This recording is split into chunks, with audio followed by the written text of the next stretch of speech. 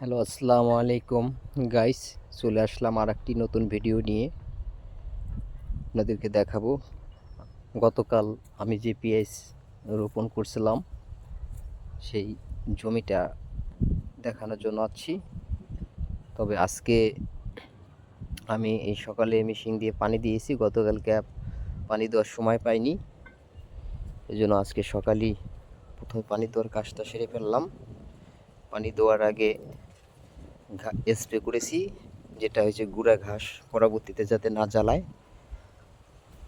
ওই স্প্রেটা করে দিয়েছি। স্প্রে করে দেওয়ার পর পানি দেওয়া শেষ হয়েছে। এখন আপনাদেরকে চলেন দেখাই আমার পেঁয়াজের আবাদ এবং কীভাবে রোপণ করলাম। সবাই দেখতে থাকেন এবং আপনারা সবাই আমার ভিডিওটা যদি ভালো লাগে সবাই একটু লাইক এবং কমেন্ট শেয়ার করবেন, কারণ আপনাদের প্রত্যেকটা লাইক এবং কমেন্ট আমাদেরকে উৎসাহিত করে নতুন কন্টেন্ট তৈরি করতে, এবং ভালো লাগে আপনাদের লাইক কমেন্ট দেখে। দেশ বিদেশ দূরে থেকে যারা প্রবাসী ভাইরা দেখতেছেন, যারা দেশে এসে বিদেশে টাকা মার খেয়ে ধরা খাইছেন বা দেশে এসে ভাবতেছেন কি করব, তারাও আপনারা কৃষি আবাদ করতে পারেন। কৃষি আবাদেও আপনার যদি সুন্দর মতো সবজি আবাদ করতে পারেন সৃজনশীল, তাহলে কিন্তু আপনারাও বেকার থাকবেন না, কাজটি করতে পারবেন আমার মতো। আমি বিভিন্ন ধরনের সবজি আবাদ করে থাকি এবং ফসল আবাদ করে থাকি। এই যে লঙ্কান তৈরি করে দিয়েছি, মানে ড্রেং, মালাই ভাষায় বলে লঙ্কান, এটি হচ্ছে ড্রেং, হয়তো পাইপ।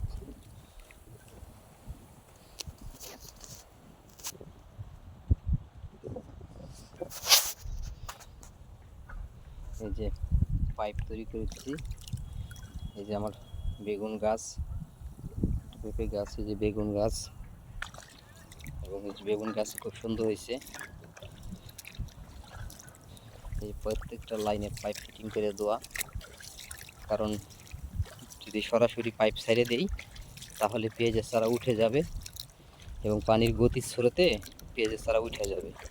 এই কারণে এই ড্রেনটা করে দিচ্ছি, ড্রেনের ভিতরে পানি জমা হয় এবং প্রত্যেকটা পাইপের যে পানি বের হয়ে সমানভাবে পানি যায়। দেখতে থাকেন ভিডিওটি, আশা করি ভালো লাগবে। এবং এর আগে একটা ভিডিও ছাড়ছিলাম আমি রসুন লাগান না, সেই রসুন গাছও অনেক ভালো হয়ে গেছে, অনেক বড় হয়ে গেছে। আজকে সেই রসুন খেতে স্প্রে করব, পরবর্তী ভিডিওটা আপনাদেরকে দেখাবো। যখন রসুন লাগাইছিলাম তখন ভিডিও দিছিলাম, আপনারা দেখছিলেন, অনেকেই সাপোর্ট করেছেন, লাইক করছেন, কমেন্ট করছেন, তাদেরকে অসংখ্য ধন্যবাদ যারা সাপোর্ট করছেন। তবে আজকে আর ভিডিও বড় করব না, এই পর্যন্তই ভিডিওটা থাকবে। 3 মিনিট 4 মিনিট হয়ে গেছে। আর আপনাদেরকে দেখাবো আমার কালিজিরা, এবং এটা হচ্ছে গম বানাইছি, এবং কালিজিরার জমিটা দেখাইয়া ভিডিওটা শেষ করব, কারণ আরও বই আছে, সে বইতে যা সম্ভব না ভিডিওটা তাহলে বড় হয়ে যাবে।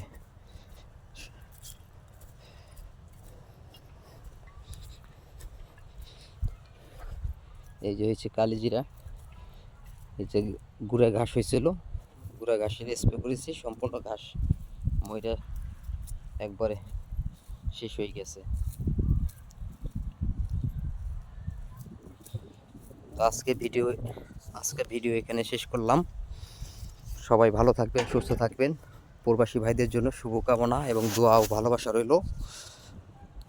আপনারা ভালো থাকবেন, আপনার সুস্বাস্থ্য কামনা করে আজকের মতো এই ভিডিওটা শেষ করছি। আল্লাহ হাফেজ, আসসালামু আলাইকুম।